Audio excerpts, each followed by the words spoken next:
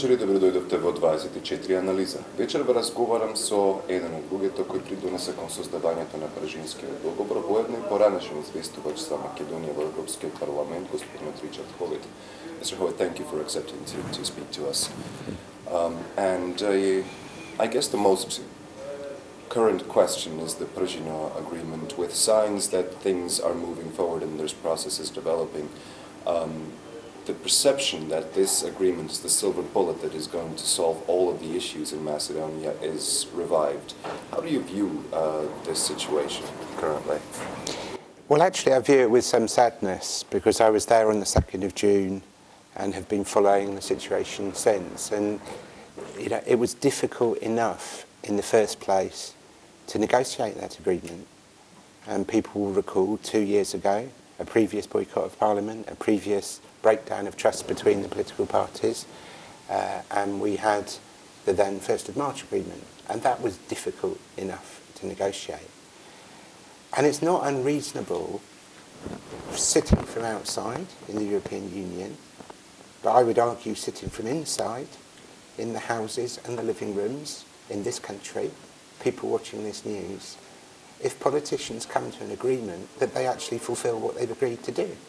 And yet here we are, months later, where we've had this painstaking and painful process for the politicians to honour on their promises. And of course they should. And of course it's extremely important, and of course, as I'm sure we're going on to discuss, that's going to be extremely important for what the European Union is able to say next week, and then what is going to happen for this country and its European future this year, next year, and later.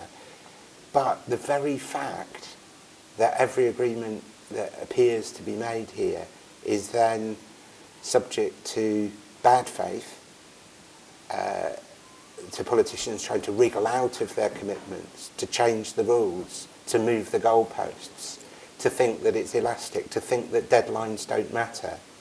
That's very, very bad for the political culture. And it does undermine trust in politics and in democracy. And the politicians here have to learn some lessons that when they do that, even if they, as we hope and always appeal, come to the final agreements, that along the way they're decaying and eroding democracy and trust in democracy in this country, and that's bad for the country and bad for those of us from outside who are watching. Has the European Union put too much trust in the political culture of Macedonia, young democracy? And we came to the point where Peter van Hout, I believe, had to pull out a piece of paper and basically spell it out for us. A word is a word. And yet the European Union has brokered an agreement with the United States that expects us to do much more than just meet the deadlines, to basically do heavy reform. Has the international community overestimated Macedonia's capabilities to conduct such an agreement? Well, firstly, those reform elements, to really try to make changes that fundamentally do move this country towards having an independent judiciary where crime can be prosecuted irrespective of the politics and political affiliations of those responsible, to move this country where there can be a genuinely plural media and a proper debate in society using the media, but also in civil society where people without fear can freely express views, and there can be a proper exchange of opinion, and it's not simply saying you're for the government or against it and trying to have essentially propaganda only from one side. Those things haven't been ensured in this country in the past, but the commitment to do it have been made by politicians. They've been made by this government, by the way, in responses to the European Union Progress Report over some years. They haven't been invented by the international community. And your point about Peter, a great mediator on behalf of the European Union, the excellent work that's done by our own EU ambassador here, Ivo Araf, and his counterpart in the United States, who I have a deep appreciation for, and also I hope by myself, and then fellow parliamentary mediators from the EPP Christian Democrat group in the European Parliament, Mr. Kukan, and from the Liberal group, Mr. Weigel. Each of us is playing a role here. Myself, I should say, from the Socialist and Democrat group, with a special affiliation with the SDSM party, something I don't hide and I'm proud of. But for each of us, we are playing a role internationally. We're not doing it because we trust or don't trust Macedonian democracy. Anyway, it's not for us to, we're not judges to do that, but we're doing it because we want this country to succeed. We want this country to be part of the European family, and we're doing it because these are moments of crisis where without us doing it, things are going to fall away very badly indeed. I regret that, but I don't regret being here and trying to make things better. The first reaction that comes to mind to an average viewer, I would say, would be that you're here to lobby for the opposition. How do you respond to that? That I don't think it's bad that we've got parliamentary mediators, myself from the Socialist and Democrat group, and a counterpart from the European People's Party Christian Democrat group, who each of us have affiliations with the different main Macedonian parties here, but in Brussels where we're able to sit together, easily come to agreements, negotiate in friendship, even where there's political disagreement with us, and to use that relationship that we have in Brussels to try to get the politicians in this country to do the same. I don't think that's a bad thing. And there will be people in this country who say, well, he's close to SDSM, Hovit, right, and therefore we'll dismiss him. But you shouldn't dismiss opposition in this country. You should give opposition a fair hearing. And indeed, when it comes to the election, I'm not going to apologise for the fact I'm a Social Democrat, and I believe that the Social Democrat Party in this country will provide more jobs, will get better paid jobs, will provide better welfare, will create a more tolerant, fairer and open society. I believe the party that I'm affiliated to does offer those things in the election, and I hope people will vote for them. And I'm not going to hide that. It doesn't mean that I won't respect whoever the government of the country is. It doesn't mean that I, on behalf of the European Union, won't work with all of the parties of this country, including the Albanian parties, and to be fair in our relations with everyone in this country, and to work for the entry of this country into the European Union, not of any one particular party, but of the country as a whole. We'll do all of those things, but I'm not going to pretend that I'm neutral about whether there's unemployment or employment, or whether people are poorly paid or better paid, or whether there is tolerance or intolerance. And Social Democrats do offer better solutions. I believe that. I believe that in my country, Great Britain. I'm here with my colleagues from Italy, from Germany, and I believe it for Macedonia too. You've described that Macedonia should be transforming itself into a place where there's democratic dialogue, where there's political dialogue, etc. Over the last few years, not only according to reports from foreign organizations, but to the perception of our average citizen, that has not been happening. Now, is this Prešino Accord the solution to this whole problem? Are we expecting too much from this, or is it just the starting point? Well, the starting point was some way ago. Right? The idea we start from here is wrong. Every year there's a European Union progress report. Every year the government responds to it. There's been a reform programme. A governmental response is usually, well, it's generally positive, while the opposition says it's generally negative when it comes to the EC progress report. Well, I think that's that reaction, I don't blame you for this, but that reaction within the society here is part of the problem, isn't it? A polarised society, you're either for the government or against it, and nothing changes. Well, it should change. You know, I want to give credit, for example, to the people in the European Union Secretariat of the government, you know, who are, I've met them, conscientious civil servants who are trying to drive forward administrative changes, and where we have seen step-by-step improvements at an administrative and bureaucratic level. But the problem that many in the European Union have is there's no point undertaking those administrative changes if big things about the country to do with the freedom of media, to do with the operation of the rule of law and the system of justice, and to do with democracy itself are fundamentally undermined. And my regret, having spent 4 years as the rapporteur of this country, still as a shadow speaking about the future of this country and involved in negotiations on behalf of my group, is that I do feel that the country has moved a bit further away from the necessary changes rather than closer during the period that I've been working on it. And I deeply regret that. It's the very opposite of what I want. And still today, that's what I argue for. But the idea that the Prešino Agreement or any one agreement on its own is going to fundamentally, if only that gets agreed, everything's all right. It's not. There needs to be a real commitment from politicians to change the political culture of this country. And to the degree that we as a European Union have signed up to the Pichinner Agreement, I'm now going to be looking with a lot harder eyes. 1st of March Agreement 2 years ago. There's a lingering fear that the same destiny might come to the Pružino Accord. And forgive my expression, the March Agreement was basically declared to be toilet paper. And there's a lingering fear that that will happen to the Pružino Agreement every time there's a hiccup in the process. Now, my question is there a backup plan, plan B, anything to save the agreement, or is there an alternative to this? Well, your point about the 1st of March Agreement, and you know, let me complete the sentence. Of course. I'm going to look with a lot harder eyes at whether the politicians have fulfilled the Pichinner Agreement. You know, 2 years ago, you know, we perhaps didn't put the same pressure on. We thought the job was done, and it wasn't. And so with the Pichinner Agreement, for me, each party and every one of the 4 main parties in this country have to fulfil their responsibilities under it.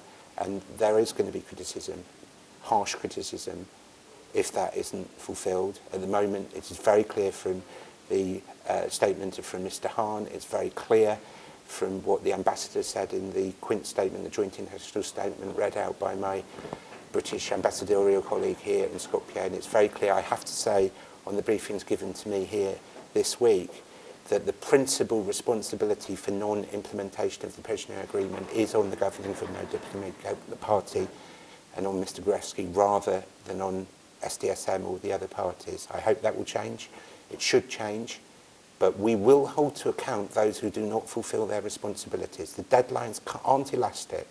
They can't just be pushed backwards. There will be consequences for those who don't fulfil their promises. And in my view, it's already too late to get simply the positive recommendation from the European Commission in the progress report for this country to countries' EU accession talks to start this year. We won't next week reproduce the recommendations of previous weeks, I say. It's already too late for that. And so this last minute, 11th hour, let's just question this, let's just wriggle out of that. Already that has had consequences. And that lack of good faith should stop. A very, I would say, crude question would be, what's the worst that could happen?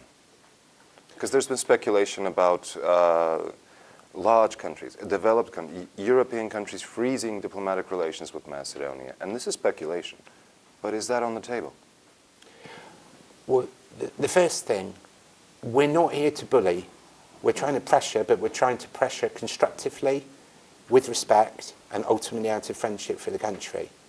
Now, in the end, one of my regrets about working on Macedonia is that for a lot of people in the international community, the country isn't that important.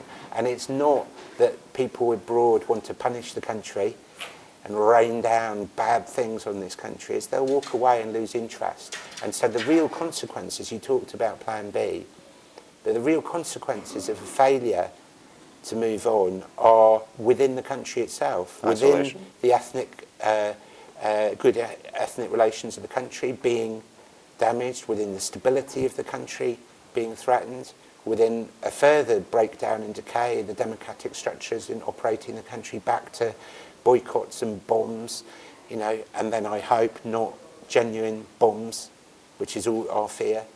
It's about other international influences in this country and in this region that aren't respectful of democracy, and perhaps this country and others in the region having their democracy threatened from abroad as well as from within. Those are the alternatives, and the insurance, the assurance that the European Union gives to a country is that we embed democracy, we embed the rule of law, we embed respect for human rights, and each of our countries is better for it. And that's why I want this country to be part of the European Union family, because this country will be better for it. My country is better for it. It's a future that I want us to share together.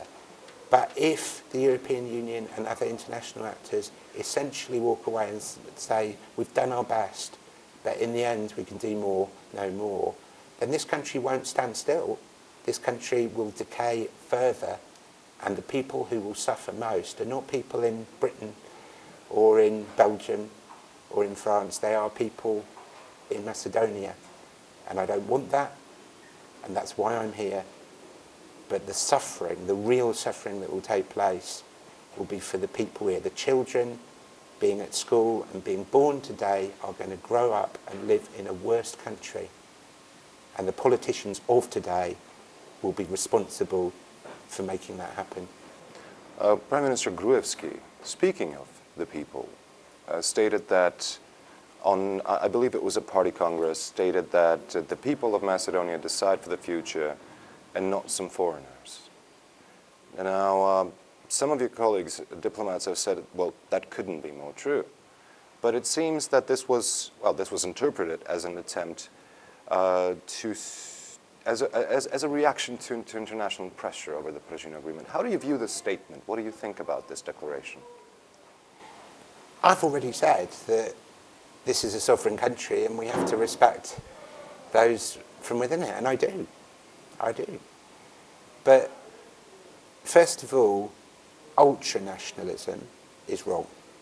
I'm patriotic. I'm wearing this poppy tonight. People might wonder why. It's the week of the year in my country where we remember the 20 million who died in the 2 world wars of the 20th century. And this is something where I particularly have compassion and memory of my own family, my uncle who was killed in the Second World War, and this is the way we remember it. It's what's not the difference between that and what you see here? Let me ask the earlier question first. I'm patriotic about my country. It's not wrong, but I'm not ultra-nationalist about my country. I don't believe that we're better. I don't believe that we're different. I don't believe we have a right to do things that others don't. We're part of the international family. And I think here, sometimes proper patriotism and national pride spills over into that extremist ideology, and that's wrong. And this government here has come forward with a draft for a law on criminalisation, which is an attempt to respond to the wiretap scandal. And it's not us that have said to the government here, you've got to do this. They've said they want to do it, and they've said what we're doing is we're copying the French privacy law. They're saying that to us, not us to them. And then we've checked that and found that there are key differences between the French privacy law and what they're saying. Speaking about that law, yeah, but it's no good politicians here criticising outsiders, but then using outsiders to justify what they do and complaining when outsiders say, well, hang on, you've got it wrong about us. And in France, there is also, and by the way, in my country and other European Union countries too, there are also public interest defences for bringing information into the public sphere. There are also laws for protecting whistleblowers, right? And if politicians here want to use international comparisons for what they do, then they should use them properly. And that's a right for information to be brought into the public domain. A public interest defence where there's some illegality that's been involved in doing it. There's a greater public interest for that information to be made available. And for those people who do bravely bring information out into the public domain, even where they have professional responsibilities that under normal circumstances they shouldn't, but in the greater public interest they should. They're known as whistleblowers and they're protected by the rule of law. And I expect that law of new criminal law to be agreed at one and the same time as those other things. That's what I would expect. So you're referring to that first suggested law, proposed law, that actually, well, basically was proposing that media should erase their archives of everything that has been published from the wiretapping scandal. I believe that was in one of the clauses as well. Well, it might well be, but I have met the special prosecutor this week. What did you discuss? I will answer that question, but let's answer the previous one. She's got to be enabled to do her work genuinely independently and genuinely objectively, and to be able to investigate wrongdoing, whoever is responsible, without any political bias of any kind. But the evidence that is there from the wiretaps, that evidence must be maintained. The integrity of it must be maintained. The idea that it should fall into somebody's hands and then disappear is outrageous, right? And There's fear of blackmail on the other side. there's a fear on all sides. Okay, there's a fear on all sides because criminality is suggested by those tapes. Let's be clear. And they do suggest corruption in this country. And let's be clear, no one says that the entirety of the tapes are fabricated. There are different views about the authenticity, but no one is suggesting they're entirely fabricated. And therefore, maintaining that evidence is absolute, and the integrity of that evidence is extremely important, and that's one of the things that I discussed with her. What did you, if it's no secret, of course, discuss with the special prosecutor? She does create the impression to be confident that she is going to be able to push this through, this entire process. There's been a decision to give her a more complete team and a budget and everything that was requested, with a lot of hiccups within the process, but still. Do you think there's an ideal setting, an ideal situation where Janeva would be able to do her work? Well, first of all, there are elements of our discussion that I won't disclose because she's got to be able to get on and do her job without interference. And by the way, I didn't seek to, and we as a European Union don't seek to interfere either. You know, she has to be able to be truly independent. But some of the things I am able to say that I discussed with her were about an offer from Europe and the international community to assist in any way. Not with the investigation, but with training, with resources. There are different things that we can do that perhaps she can go to use agencies from abroad to test methodologies. And so that offer was there to support her work in that sense without in any way being involved within it. Well, when it comes to the wiretapping scandal, and we can wrap that topic around here, there's been claims... Sorry, can I say one thing? Yes, I do of course. Apologise. Of course. You talked about hiccups in her prosecution. Look, the team wasn't complete. There was criticism that she's requesting a lot of money. Yeah. And I believe recently she has been given a more complete team. Yes, that's correct. And it's only been during this week, well, I happen to have been here where during your visit, which is quite finally interesting. Completed. So it's been very interesting to me. But I want to say this about that. If you're going to investigate the highest authorities of this country, you have to have sufficient resources to be able to do it. So I'm not involved in any way in the negotiations about whether it's X amount of money or Y, X number of people or Y. That's obviously for others to have determined, and I'm pleased that they have. But what I will say is that it's a serious job that needs serious resources, and that for me, the fact that she fought for sufficient resources is a good sign of the seriousness of her intent, and I said that to her. But the word hiccups is an interesting word. It's the correct word in English. We'll see how you translate that for this broadcast. But you know, in all seriousness, in my view, there was political pressure in relation to some of the delays and some of the restrictions that sought to be put on. In my view, from the briefings I've been given, not by her, by the way, but by others, there was already political pressure which was trying to hamper her effectiveness. And I'm worried about that. I warn against it. And I warn the politicians who are involved in doing that.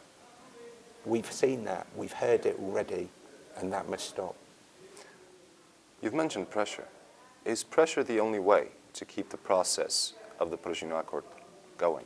Because that seems to be the general impression. We have two parties on the table with a mediator.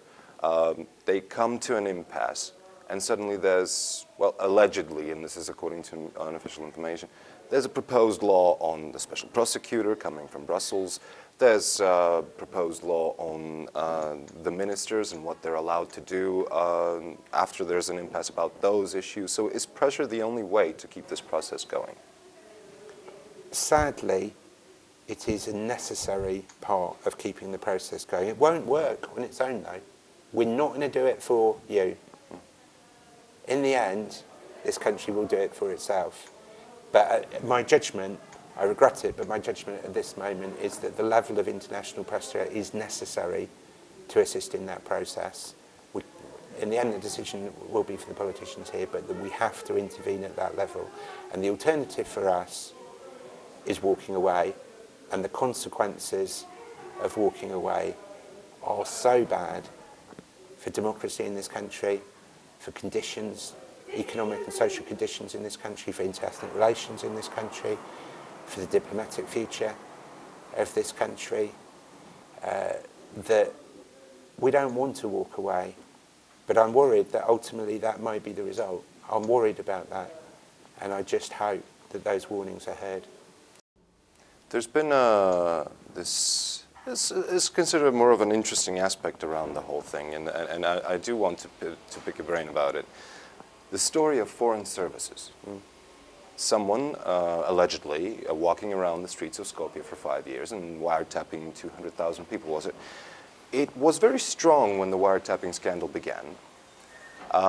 Then it toned down a little bit, but it is still present, creating a generally antagonistic approach to foreigners who are attempting to help. Is picking out or pointing the finger at the foreign factor for the eventual problems a bad approach for Macedonia's international reputation? Yes, because no one in the international community seriously believes that the wiretap scandal was the provenance of a foreign intelligence service. Let's name Greece, because in reality, though it's not named by the politicians here, in reality that's what they're suggesting. And you know that, I know that, and everyone watching this broadcast knows it. I've been prepared to be very critical of Greece over the name issue. I've been in Athens, and I've had some very hard discussions there trying to get them move on the name issue. I've received the Greek foreign minister in the European Parliament and had some very tough negotiations trying to get them to move on the name issue.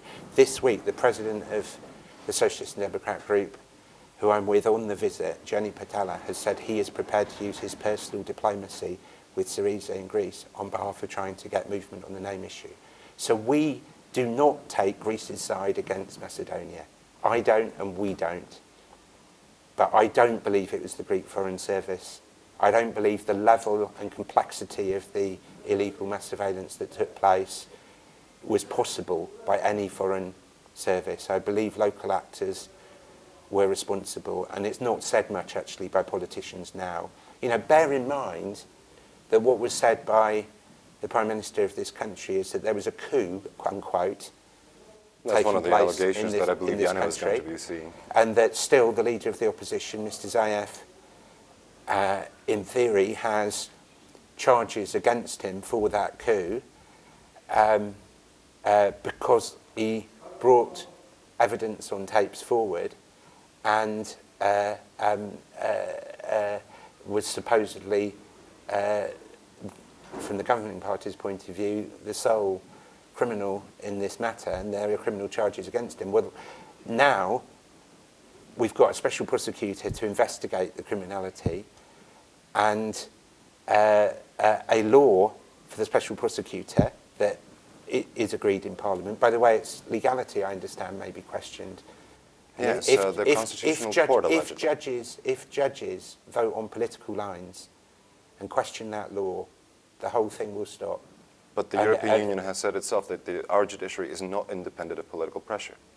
Well, let's see what the judges decide when they decide. But the judges have to show their genuine independence. And I've sat with the Academy of Judges in this country, and they've said they've moved towards that. This will be a test of that. But back to Mr. Zaev, right? Clearly, the special prosecutor needs to deal with his case as well. And if there is any criminality in his party, that should properly be investigated. Let me be clear, my affiliation doesn't stop me from saying that. What about but it does seem strange that he's accused of a coup for material that is allegedly from a foreign service, and that the only criminality is how that material is collected. And now there's a special prosecutor to look into that material with a law passed by this country, including by the governing party, and no one's talking about the charges against him anymore. And that does call into question what was said a year ago, doesn't it? What about your affiliation with one of the coalition partners in the government, the Albanian party? You were at their Congress, I do believe. How do you view their behavior right now? Well, first of And all, how do you respond, of course, to perceptions that you might be lobbying for Dewey as well? well, firstly, when I was rapporteur for 4 years, I, with utter self-discipline and self-respect, didn't favour one party or another. There was no interview like this where I said I support SDSM. And I didn't say it in private, either in public. I did the job as a neutral, objective rapporteur, and I'm proud to have done so. But I'm not the rapporteur anymore, and that does make me a bit more free, and that's why I will say I'm free to say these things. But I still have respectful and constructive relations and seek to do so with all of the political parties in this country. By the way, with Mr. Gruevski and Vrumno as well. You know, I deliberately, for example, when there were the mass rallies earlier this year, I went to the SDSM rally. I chose not to speak at it, but to be present. But then I chose to go to the site of the Vrumno rally and to show that I wanted to listen and to respect their party as well. And that remains my orientation. And that's true for both major parties on the Albanian side as well.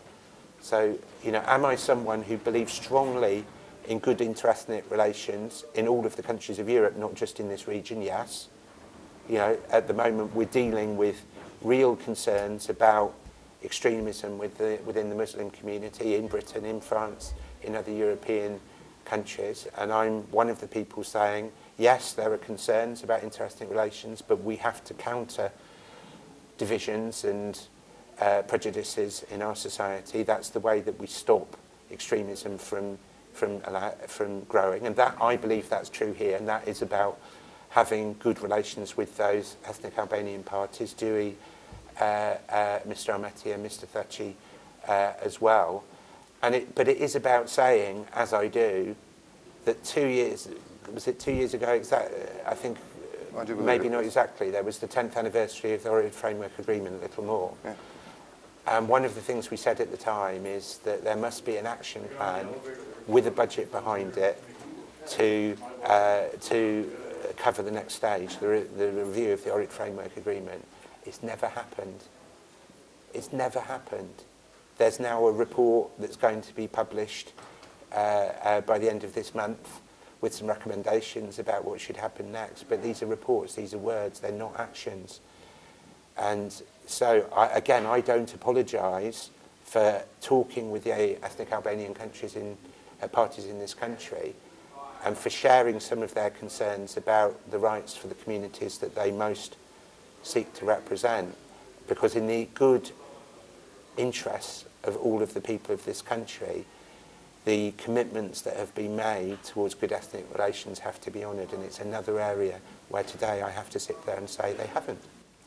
And just to finalise the interview with the report that we mentioned, there was a risk of losing the recommendation to start negotiations, and now there's speculation that it's going to be a conditional recommendation, something that I do believe is unprecedented in the European Commission's work. However you view it, there's been reaction by the public saying, well, we've been waiting to become EU members for so long that the recommendation in itself, if not effected, is basically useless. Now, whether this is just to excuse a possible losing of this recommendation or not, is it a big deal to lose a recommendation to start negotiations? And what are the possible more broader consequences of such a risk? Yes, it is. And although I don't speak, and I don't claim to speak this week on behalf of the European Commission, I've sat with Commissioner Hahn. I know what's in his mind. He knows what's in my mind, and we've discussed the recommendations and the content of the progress report that will be published next week. I've already said in this interview I think it's too late simply to reproduce the positive recommendation of the past. I'm sad about that, and I do agree with your question that the likely, and I say this on behalf of myself, no one else, the likely outcome is going to be one where there is conditionality, where there is qualification around what is said in the report. And does it have consequences? Yes. And I know that from my discussions with Mr. Gruevski, by the way, not this week, but on other weeks, where the positive recommendation is extremely important in his mind, and he's right, for the economic climate for foreign investors to come in and invest in this country. And that's really important when this country seeks economic development for its businesses. And European funds and access to them, I assume. And in terms of direct investment, public money from the European Union, the instrument for pre-accession, there are clear precedents with relation to other countries, including in this region, of money is being suspended or withheld. Now, I don't like that. I don't enjoy saying that. It's not, as I said earlier in the interview, meant to be said in a spirit of bullying or threat. That's not where we want to be. But we have citizens. We have electors. And they want the money their money that we spend on their behalf to be properly spent. And that's democracy as well. And we cannot go back to our electors and to say we're going to spend this time and this money and this assistance, but they're going to break all the rules. Because in the end, we'll be kicked out, because that's what democracy is about. And when it comes to the election here, I'm not saying just kick this government out, right? But I am saying there must be a real choice. There must be a real choice, and the choice must be in the minds of every elector in this country about whether things have reached a point where change needs to take place. And would that change be possibly perceived as the price tag of the negotiations? Say, we are accepting help from the European community that expects us, for an example, just to put things into something concrete, to reduce the public administration that is now, according to official and unofficial estimates, huge for this country. Would the next government be faced with some difficult decisions, such as reducing the public administration, possibly resolving the name issue? We've had some announcements about that happening as well. Firstly, I want this interview to be very clear. The price will not, for the EU negotiations and for the EU assistance, will not be support or opposition for any one political party. Right? And I don't want, there is a danger that this discussion is misinterpreted in that sense. Right? Well, it's good to clear that up. But it is about the operation of democracy. The price tag is on whether democracy is genuinely functioning. And it is no good for politicians in this country to say they're for the European Union and then to do things which are totally antagonistic to European values in relation to the operation of democracy, corruption, respect for freedom in the media, or independence of the judiciary. Because those are fundamentally, and some of the charges that exist in relation to those points are fundamentally inimical or against this country moving towards an EU accession now, particularly on the public administration. Just use it as an example, really. It is one of the more difficult decisions, and is there going to be increased pressure after the negotiations to the next government that comes to power, whether it be VMR or SDSM, I'm not saying anything, to tackle the more sensitive issues? Well, of course, all the sensitive issues have to be tackled, and it's the failure to do so that has got us to this moment of crisis. But on the public administration in particular, there are some good people there on the inside. I've already mentioned them in the EU Secretariat, and others, I'm sure, by the way. And I've had meetings this week in the Ministry of Interior and with others. Right. So there are some good people in there. But we all know, if we're honest, that many of the people in the public administration are there because they've been political appointees, and not just of one party, by the way. They've been there out of a system of patronage. And the European Union has been saying for some years that the civil service of this country needs to be professionalised in a way that civil servants do a good professional job irrespective of who their political masters and mistresses are. And that is the tradition that we have in my country, Great Britain, and in many others in the European Union. And that isn't the position now. And by the way, on behalf of SDSM, if they do win the election and they become the government, I will be saying the same to them. Don't just fill all the jobs with people that are your people. Right? And the argument that's been taking place over these weeks about the replacement Minister of Interior when Mr. Gruevski resigns, as he must do, by the way, and he must honour that aspect of the agreement, but also as the appointment of the Minister of Interior must take place as agreed in the Prishna agreement. But that isn't about saying just put all your boys and girls in and replace one system of patronage with a different system of patronage. It's about trying to establish the public administration of this country doing a professional job that is politically neutral. And just as we want journalists and judges and civil society organisations to respect that in their own independence and objectivity, we want professional civil servants in this country to do as well. That's all part of the European way, and that will be, in answer to your question, the price tag in relation to the public administration after the election. And the name issue, is it quite possible to have increased pressure on resolving this? Because Matthew Nimitz has stated that there is a 6-point, I believe, aspect, I wouldn't know how to say this, of 6 points need to be met in order to come to a compromise solution. And he does believe that it's going to happen.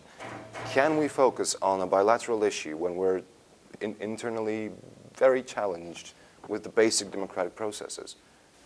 I think this is not the best moment. I've gone on public record as saying there was a moment, probably a 9-month window when Mr. Papandreou was in charge in Athens, where I am absolutely certain the deal was possible and it was this country that chose not to accept it.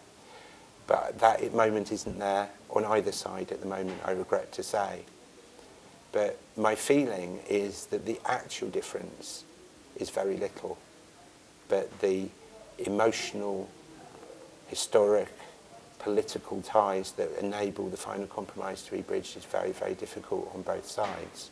But a moment will come where it's possible, and politicians of courage and conviction on both sides must be willing to take it and then sell it back to their electorates, including to the viewers in this interview, have to be prepared for some compromise on the Macedonian side. The compromise has to be on both sides to provide a solution which has justice to both countries.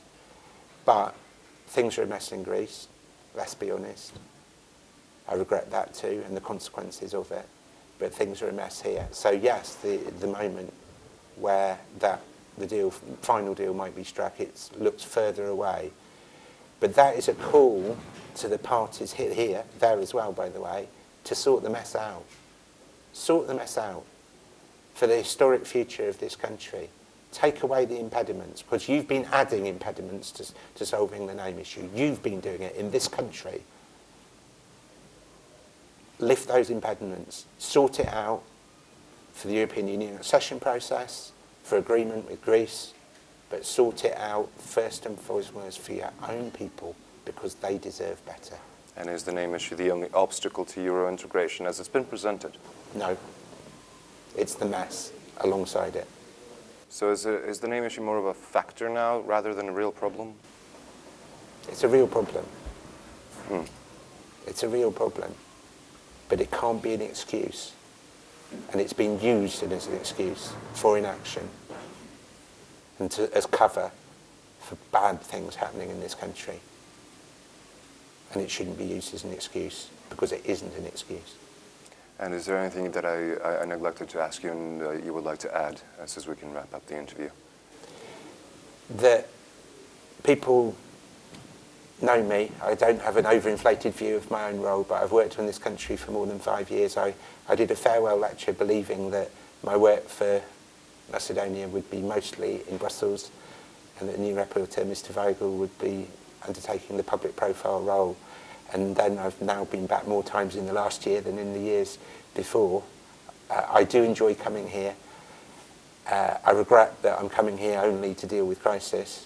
My best visit here was when I brought my own family here and we had a holiday, and I had no political meetings of any kind. And it's a great country and the people are great. But when I'm here, I get stopped in the streets and in the restaurants and on the buses, and they say to me, Mr. Howitt, will we still join the European Union? Will this crisis be overcome? And I say to people, keep hope. I wouldn't be coming here, personally investing my own time and my own political capital, if I didn't myself have hope. And my message to people in this country is keep hope. Mr. Howitt, thank you very much for the interview and for accepting to speak to us. Thank you. А вам, почитувани, ви благодарам за вниманието и останете со програмата на 24 вести.